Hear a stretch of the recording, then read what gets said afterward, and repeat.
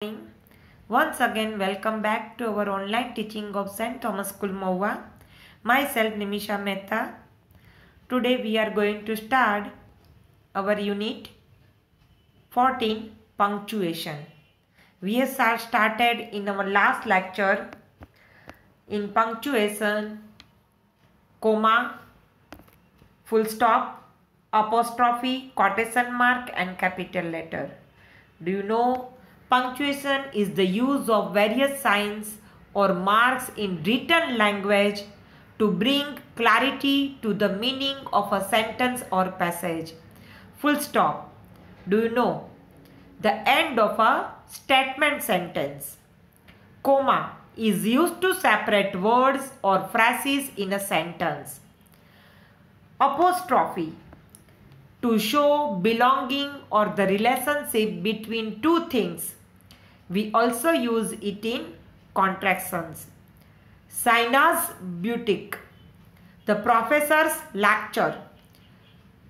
Quotation mark to enclose the exact words spoken by a person or to enclose titles of stories, poems, essays and articles.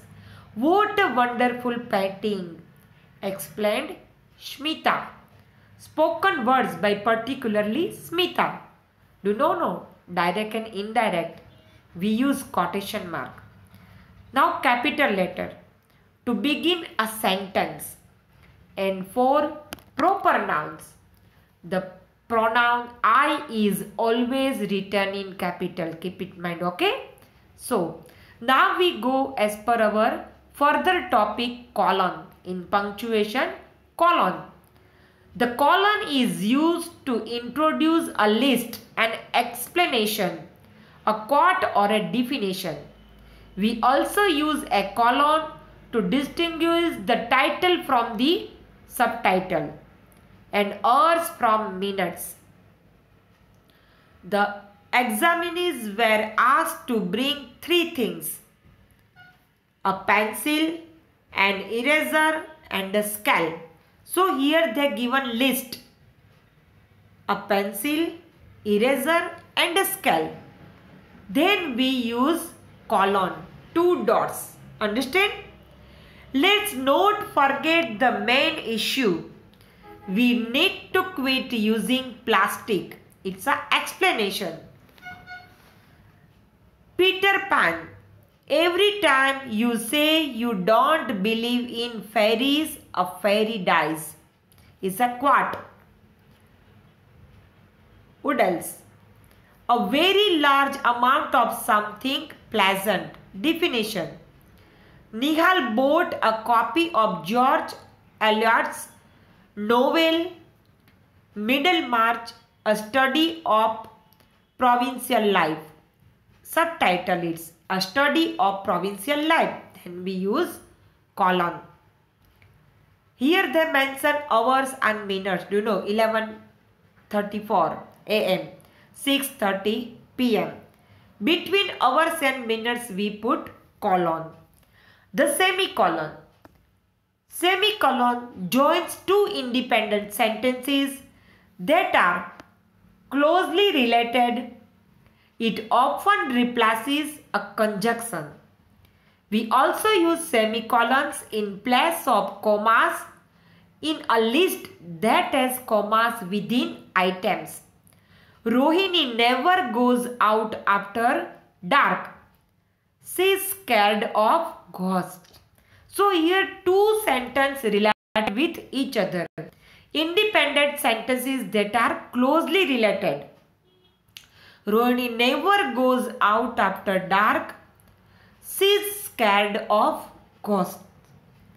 Why she doesn't go out after dark? Because she is scared of ghosts.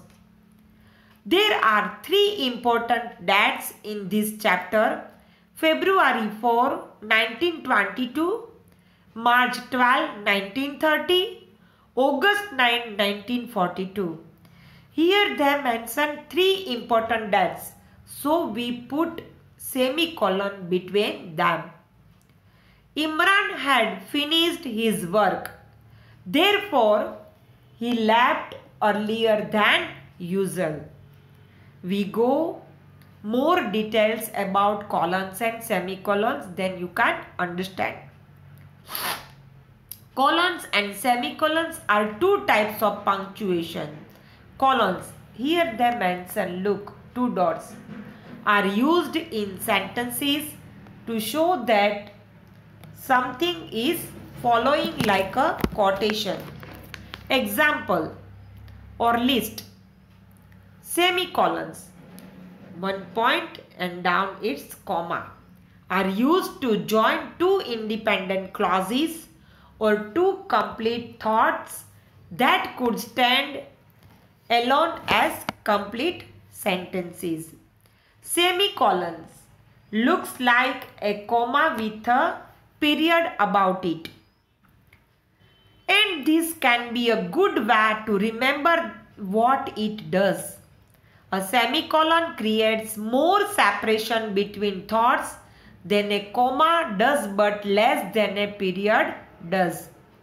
Here are the two most common uses of the semicolon. Look, to help separate items in a list when some of those items already contain commas.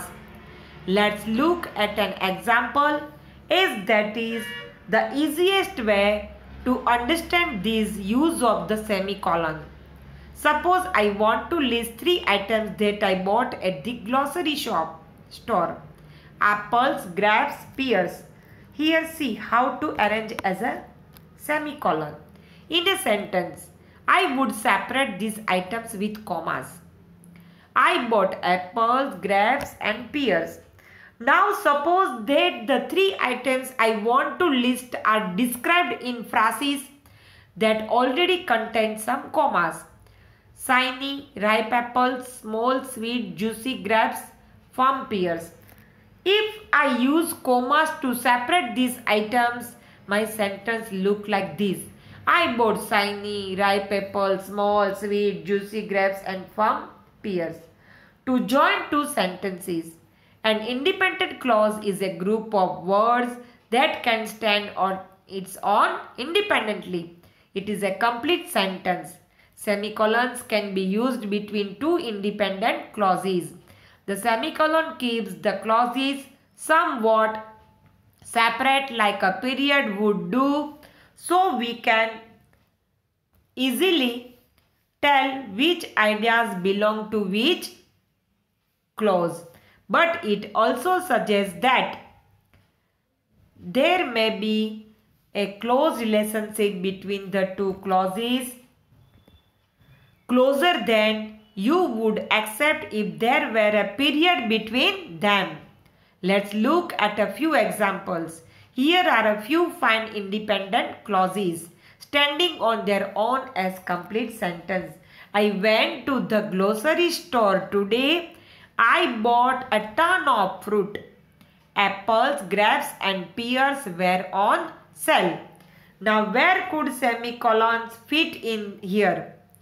So they given here, look, I went to the grocery store today. Look here. I bought a ton of fruit. Apples, grapes and pears were all on sale. Or as a other, look, I went to the grocery store today. I bought a ton of fruit. Here also they using semicolon. Apples, grapes and pears were all on sale.